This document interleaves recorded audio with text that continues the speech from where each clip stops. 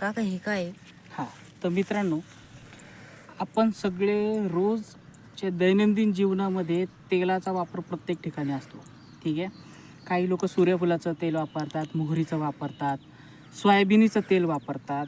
तर हे जे झाडं दिसतात सर्व, हे सोयाबिनीचं आहे. हे बघा इथं फुलं आहे. तर ही झाडाला आलेली ही सोयाबीन आहे. ठीक आहे.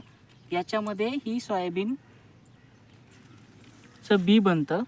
अजून हे कवळे आहे या पद्धतीनं, आणि त्याच्यातनंच ही पूर्ण परिपक्व झाली ते वाळवून तर याच्यातनं तेल काढलं जातं, जे आपल्या प्रत्येकाच्या घरांमध्ये आपण प्रत्येक भाजीमध्ये जे तेल वापरतो ते हे सोयाबिनीचं जे तेल जे वापरतात, तर हे सोयाबीन आहे.